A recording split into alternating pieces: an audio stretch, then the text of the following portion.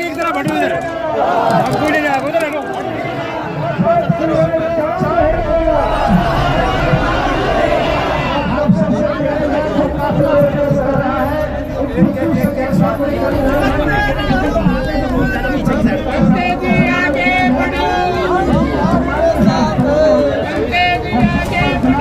हम तुम्हारे साथ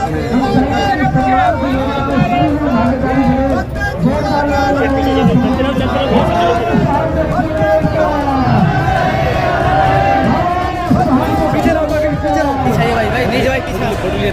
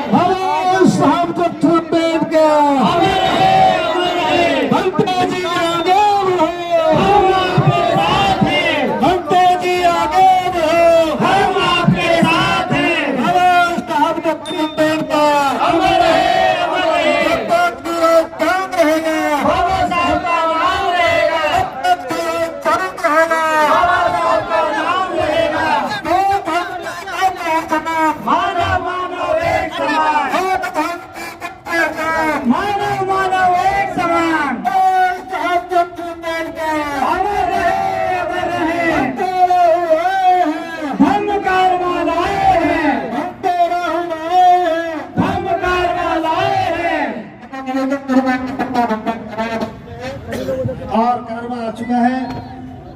दाहिनी तरफ से श्रद्धेय बंते जी संघ के साथ मंच पर आकर मेरा निवेदन है कृपया अपना स्थान ले लें। हम विधिवत रूप से बंते से अनुमति लेकर इस कार्यक्रम का मंगलारंभ करने जा रहे हैं। भाई साहब आप लोगों ने फोटोग्राफी लेनी है, आपसे आग्रह है दूर से करेंगे। देखिए जो सभी फोटोग्राफी ले रहे हैं ये प्रतिमा यहीं पर है, आप आराम से बैठ जाते हैं। और ये अभी हम बुद्ध बंगला से कार्यक्रम की शुरुआत विधिवत रूप से करेंगे।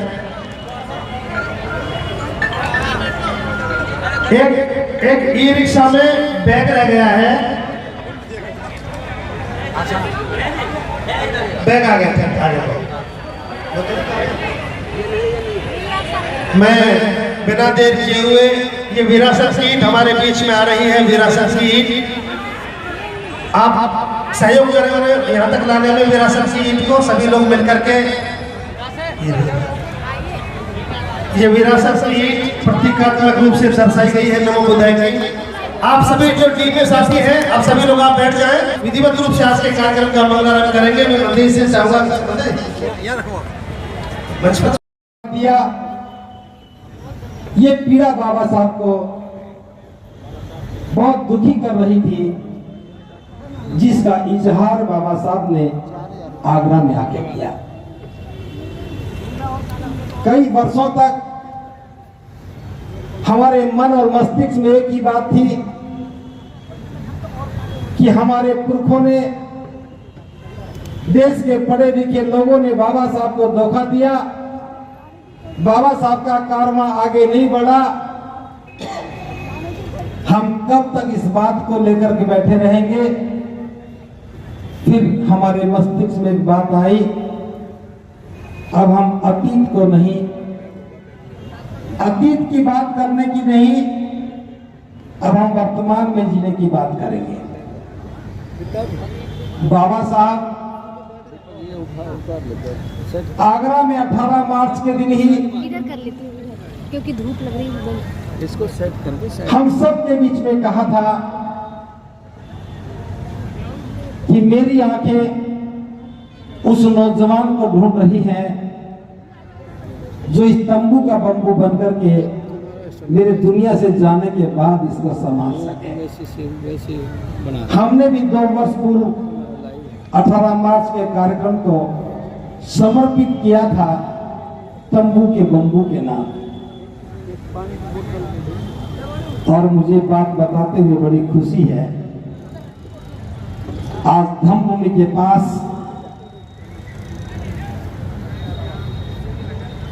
लगभग 20 भिक्षु भिक्षुणियां तंबू का बम्बू बनकर के बाबा साहब के धम्मकारवां को संभाले हुए हैं। ये सारा धम्मकारवां इसके लिए दिन रात भागने का जो काम करते हैं, दिन रात लोगों को इस आंदोलन से जोड़ने के लिए प्रेरित करते हैं, ये सारा का सारा काम भिक्षु भिक्षुणियां अपने हाथों से करते हैं और साथ में आप खड़े होकर के इस आंदोलन को कामयाबी के शिखर तक पहुंचा रहे हैं। तो भले ही बहुत ज्यादा लोग घर त्याग नहीं कर पाए, लेकिन फिर भी भिक्षु भिक्षुणी बनकर के बाबा साहब के धम्मकारवां को आगे बढ़ाने का जो काम किया है, उससे कम मुझे सुकून मिलता है कि बाबा साहब जिन्हें ढूंढ रहे थे वो आज मंच पर बैठे हैं और बाबा साहब के तंबू के बंबू बनकर के इस बौद्ध विरासत को संभालने की बात करते हैं। मुझे एक छोटी सी घटना याद आ रही है। मैं जानता हूं आज अभी समय ज्यादा नहीं हुआ है, इसलिए घटना बता रहा हूं। पलवल में हमने धम्मभूमि का निर्माण किया। हमने वहां बहुत सारे पेड़ लगाए, जितने पेड़ लगाते थे उससे ज्यादा हम मर जाते थे। फिर भी कुछ पेड़ बड़े हो गए। उसमें एक आंवले का पेड़ था। 10 साल तक उस आंवले के पेड़ पर फूल तो बहुत लगते थे, लेकिन एक भी आंवला लगा नहीं। और हम बड़े चिंतित होते थे कि आंवले के फूल तो बहुत आ रहे हैं, लेकिन फल क्यों नहीं लगता। तो एक दिन मैं नर्सरी में गया हुआ था पौधे खरीदने के लिए। तो मैंने नर्सरी के उस माली से पूछा कि आप लोग तो पौधों के बारे में बड़े जानकार हैं, हमने आंवला का पेड़ बोया, उसको फल नहीं लगा है।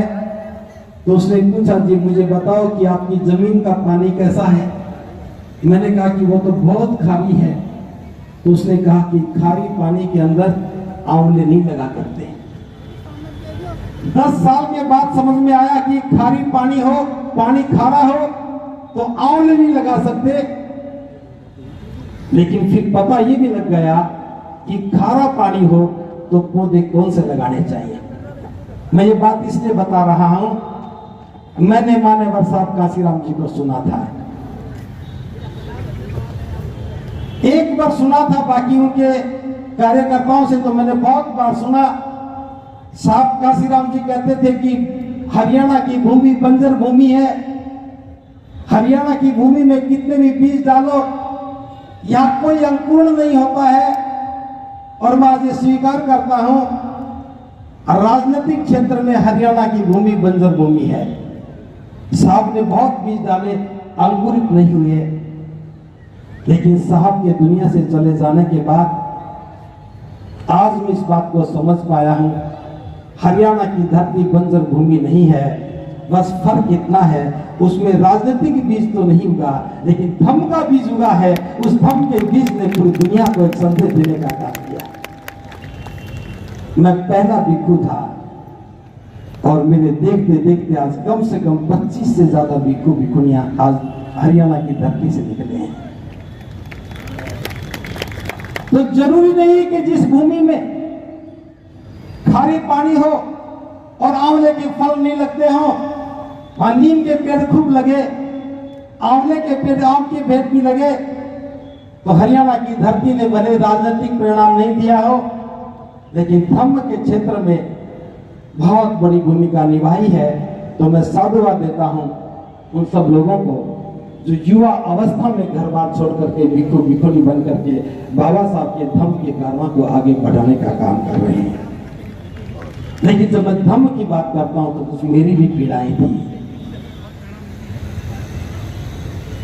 मैंने अपने आचार्य जिसने मुझे चीवर पहनाया, एक बार उनसे पूछा था, भंते जी आप बूढ़े हो गए हो, आप कहां मरोगे, आप अंतिम सांस कहां लोगे? क्योंकि मैंने भिक्षुओं को देखा कि हर भिक्षु चाहे वो युवा अवस्था में घर से निकले, चाहे बुजुर्ग अवस्था में घर से निकले, जब वो असहाय हो जाता है, बीमार हो जाता है, तो देखभाल करने वाला कोई नहीं होता, अंततः लौट के घर में जाना पड़ता है। और ये भिक्षु के लिए बहुत बड़ा तिरस्कार होता है। और मैंने बहुत सारे भिक्षुओं को घर में ही मरते देखा। मेरे आचार्य को भी मैंने अपने ही घर में मरते हुए देखा। मुझे बहुत पीड़ा थी। ये बात मुझे कचोट रही थी कि हर भिक्षु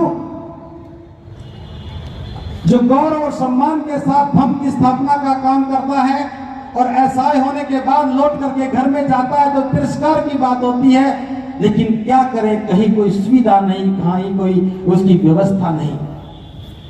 तो धम्म भूमि ने इस पर मनन किया, चिंतन किया और एक निर्णय लिया, अगर हमें बौद्धों की विरासत को बनाना है, धम्म के राष्ट्रीय केंद्र की स्थापना करनी है, तो सबसे पहले हमें भिक्षु भिक्षुणियों को गर्व और गरिमा का एहसास दिलाना होगा।